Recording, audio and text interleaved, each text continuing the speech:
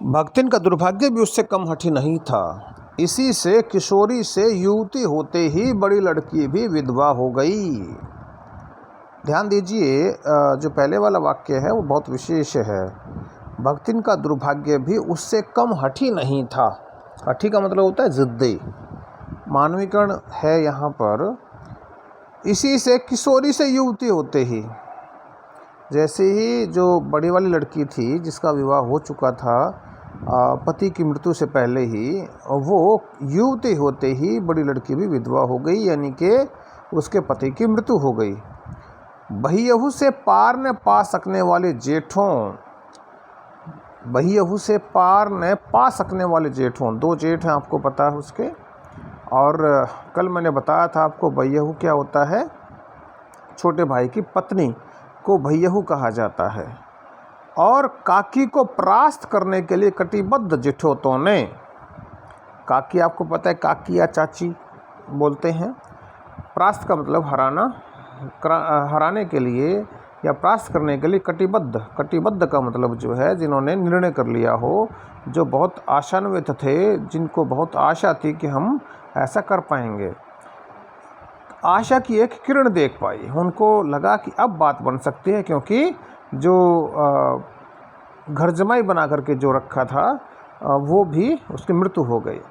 विधवा बहन के गठबंधन के लिए बड़ा जेठोत अर्थात जेठ का बड़ा लड़का अपने तीतर लड़ाने वाले साले को बुला लाया। तीतर लड़ाने वाला साला मीन्स ऐसा जिसको आप निकम्मा कह सकते हो, बेहुदा कह सकते हो, उसको बुला लाया, क्योंकि उसका हो जाने पर सब कुछ उन्हीं के अधिकार में रहता। क्योंकि यदि उसके साथ उसकी शादी हो जाती तो सारा सब कुछ उनके अधिकार में ही हो जाता, क्योंकि वो आराम से अपने तीतर लड़ाता और ये जो है उसके ऊपर कब्जा कर जाते जायदाद के ऊपर।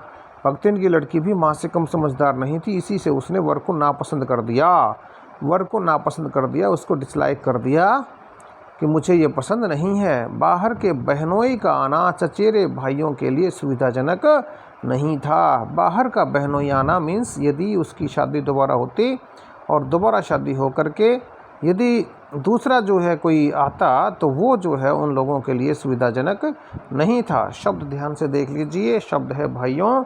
यदि आप भाई लिखते हैं बेटा भाई, तो भाई इस प्रकार से लिखा जाता है भाई, लेकिन जब इसका बहुवचन करते हैं तो जो बड़ी ई जिसको आप बोलते हैं वो जो है क्या हो जाती है, वो छोटी ई हो जाती है। इस प्रकार से भाइयों लिखा जाता है। अतः यह प्रस्ताव जहाँ का तहाँ रह गया। तब वे दोनों माँ बेटी खूब मन लगाकर अपनी संपत्ति की देख रेख में लग गई, खूब मेहनत करती बेचारी। और मान न मान मैं तेरा मेहमान की कहावत चरितार्थ करने वाले वर के समर्थक उसे किसी न किसी प्रकार पति की पदवी पर अभिषिक्त करने का उपाय सोचने लगे कि किसी न किसी प्रकार से जो तीतर लड़ाने वाला साला है उसको इसका पति बनाया जाए, इनका विवाह करवाया जाए, जबकि आपको पता है कि वो लड़की मना कर चुकी है। अब क्या होता है ये देखिए, एक ट्रेजेडी, बहुत बड़ी ट्रेजेडी है, बड़े ध्यान से आप इसको सुनिए। एक दिन माँ की अनुपस्थिति में, माँ कौन, भक्तिन, वर महाशय कौन सा, वही तीतर लड़ाने वाला साला ने बेटी की कोठरी में घुसकर भीतर से द्वार बंद कर लिया, कुंडी बंद कर ली और उसके समर्थक गांव वालों को बुलाने लगे। किसके समर्थक? उस तीतर लड़ाने वाले साले के समर्थक गांव वालों को बुलाने लगे कि भाई देखो क्या हो रहा, देखो क्या हो रहा। जबकि ये सोची समझी उनकी चाल थी कि इससे जो है वो कहीं ना कहीं अपने उस उद्देश्य में सफल हो जाएंगे, ये उनका प्रयास था। युवती ने जब इस डकैत वर की मरम्मत कर कुंडी खोली, डकैत वर की मरम्मत करके उसको पीट के कुंडी खोली, तब पंच बेचारे समस्या में पड़ गए। पंचायत जो हुई तो पंचायत में जो पंच बैठे थे वो समस्या में पड़ गए कि फैसला कैसे करें। तीतरबाज युवक कहता था वह निमंत्रण पा करके, यानी कि उसने मुझे बुलाया था, भीतर गया और युवती उसके मुख पर अपनी 5 उंगलियों के उभार में इस निमंत्रण के अक्षर पढ़ने का अनुरोध करते थे कि यदि मेरा निमंत्रण तुम देखना चाहते हो तो इसके गाल पे जो थप्पड़ पड़े हैं, जो 5 उंगलियों के निशान पड़े हैं, वहाँ मेरा निमंत्रण जो है आप देख लो कि मैंने बुलाया या ये अपने आप आया, ज़बरदस्ती आया। अंत में दूध का दूध पानी का पानी करने के लिए पंचायत बैठी और सबने सिर हिला हिला कर इस समस्या का मूल कारण कलयुग को स्वीकार किया। ध्यान देंगे कौन गुस्सा, ये भी ध्यान देंगे। और उस समस्या का मूल कारण पंचायत ने किसको बताया, तो वो आप बताएंगे कि उसको कलयुग को बताया। अपीलहीन फैसला हुआ। फैसला कैसा हुआ? अपीलहीन। अपीलहीन फैसला वो होता है बेटा जिसमें कहीं कोई अपील न की जा सकती हो, जो फाइनल हो गया। कि चाहे उन दोनों में एक सच्चा हो चाहे दोनों झूठे, पर वे एक कोठरी से निकले तब उनका पति पत्नी के रूप में रहना ही कलयुग के दोष का परिमार्जन कर सकता है। यहाँ से भी प्रश्न बनेगा कि पंचायत ने जो फैसला किया कलयुग के दोष का परिमार्जन करने के लिए, वो फैसला क्या था? तो दोनों को पति पत्नी के रूप में रहना पड़ेगा। कह दिया कि ये जो है फैसला है, इससे बात इनकी बन सकती है। अपमानित बालिका ने ओठ काट कर लहू निकाल लिया। ओठ काट कर, अपना ओठ काट करके लहू निकाल लिया, गुस्से में लहू निकाल लिया। और माँ ने आग्नेय नेत्रों से पड़े दामाद को देखा। आग्नेय नेत्र, आग्नेय होता है बेटे अग्नि से बना है आग, नेत्र माने आँख, मतलब गुस्से से भरी हुई आँखें। उन नेत्रों से गले पड़े दामाद को देखा। दामाद कौन? बेटी का पति।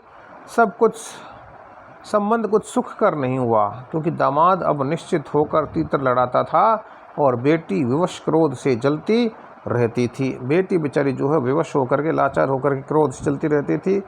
इतने यत्न से संभाले हुए गाय ढोर खेती बाड़ी सब पारिवारिक द्वेष से ऐसे झुलस गए कि लगान अदा करना भी भारी हो गया। जो लगान था, जो टैक्सेस थे, वो अदा करने भी भारी हो गए। लगान मूवी आपने देखी होगी, उसमें भी सारा खेल जो है इसी प्रकार के लगान का ही है। तो लगान अदा करना भी भारी हो गया। सुख से रहने की कौन कहे, सुख से रहने की बात तो बहुत दूर थी। अंत में एक बार लगान न पहुंचने पर जमींदार ने भक्तिन को बुलाकर दिन भर कड़ी धूप में खड़ा रख दिया। लगान नहीं पहुंचा तो जमींदार ने क्या किया? भक्तिन को कड़ी धूप में खड़ा रख दिया सजा देने के लिए। यह अपमान तो उसकी कर्मठता में, उसकी मेहनत में सबसे बड़ा कलंक बन गया। अतः दूसरे ही दिन भक्तिन कमाई के विचार से शहर आ पहुंची। इसलिए भक्तिन जो है वो कमाई के विचार से शहर पहुंच गई। आगे चलते हैं। घुटी हुई चांद को मोटी मैली धोती से ढांके। प्रश्न आया था अभी पीछे, घुटी हुई चांद को किससे ढका हुआ था? घुटी हुई चांद जो है उसके शरीर के लिए, उसकी बॉडी के लिए बताया गया है। मोटी मैली धोती से, मोटी और मैली धोती से ढांके, और मानो सब प्रकार की आहट सुनने के लिए कान कपड़े से बाहर निकाले हुए भक्तिन जब मेरे यहाँ सेवक धर्म में दीक्षित हुई, तब उसके जीवन के चौथे और संभवतः अंतिम परिच्छेद का जो अथ हुआ, अथ माने स्टार्ट, उसकी इति माने उसका एंड, अभी दूर है, अभी वो दूर है। भक्तिन की वेशभूषा में गृहस्थ और वैरागी का सम्मिश्रण देखकर, गृहस्थ भी यानी कि जो घरेलू होते हैं, और वैरागी जिसने वैराग्य धारण कर लिया हो, जो संत साधु बन जाते हैं, वैसा सम्मिश्रण, उसकी मिक्सिंग देखकर मैंने शंका से प्रश्न किया, क्या तुम खाना बनाना जानती हो? उत्तर में उसने ऊपर के ओठ को सिकोड़, अब देखिए क्या गजब का लिखा है, ऊपर के ओठ को सिकोड़ और नीचे के अधर को, अधर जो है बेटा उसका मीनिंग देखिए, अधर शब्द है और ओठ शब्द है। ओठ का मतलब ऊपर वाला और अधर का मतलब है नीचे वाला ओठ। कुछ बढ़ाकर आश्वासन की मुद्रा के साथ कहा, ई कौन बड़ी बात आए, ई कौन बड़ी बात आए। रोटी बनाए जाने थे, दाल रांध ले थे। रोटी बनाए जाने थे मतलब रोटी बना लेती हूँ, जानती हूँ। दाल रांध ले थे, दाल भी रांध लेती हूँ। साग भाजी छौंक सकित हूँ, साग भाजी छौंक लेती हूँ। और बाकी का रहा, और बाकी क्या रह गया। दूसरे दिन तड़के ही सिर पर कई लोटे औंधा कर उसने मेरी धुली धोती जल के छींटों से पवित्र कर पहनी। सवेरे सवेरे स्नान करके और मेरी धुली हुई जो धोती थी उसको भी जल के छींटों से पवित्र करके पहनी।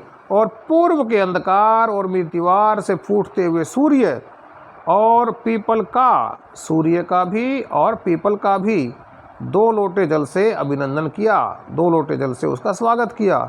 2 मिनट नाक दबाकर जप करने के उपरांत 2 मिनट तक नाक दबा करके जप करने के उपरांत, उसके बाद जब वह कोयले की मोटी रेखा से साम्राज्य की सीमा निश्चित कर, ध्यान रखेंगे कोला जिसको बोलते हैं आप, जो ब्लैक होता है, मोटी रेखा से अपने साम्राज्य की सीमा निश्चित कर चौके में प्रतिष्ठित हुई।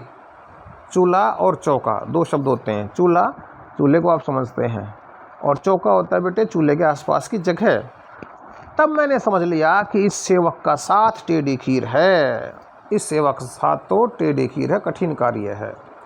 अपने भोजन के संबंध में नितांत वितराग होने पर भी, नितांत बिल्कुल वितराग जिसको प्रेम ना हो, मैं पाक विद्या के लिए, पाक विद्या खाना पकाने की कला, परिवार में प्रख्यात हूँ, फेमस हूँ, और कोई भी पाक कुशल दूसरे के काम में नुक्ताचीनी बिना किए रह नहीं सकता।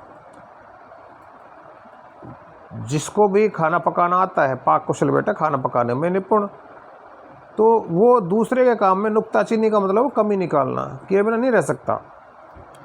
पर जब छूत पाक पर प्राण देने वाले व्यक्तियों का बात बात पर भूखा मरना स्मरण हो आया और भक्त इनकी शंकाकुल दृष्टि में छिपे हुए निषेध का अनुभव किया, तब कोयले की रेखा मेरे लिए लक्ष्मण के धनुष से खींची हुई रेखा के समान दुर्लंघ्य हो उठी। जिस प्रकार से लक्ष्मण ने लक्ष्मण रेखा खींची थी अपनी भाभी सीता के लिए कि ये लक्ष्मण रेखा है, इसको पार जो भी करेगा वो भस्म हो जाएगा, तो उसी की तरह जो है वो रेखा लेखिका को भी लगी, जो रेखा खींची थी भक्तिन ने अपने चूल्हे के पास बैठकर चौके में।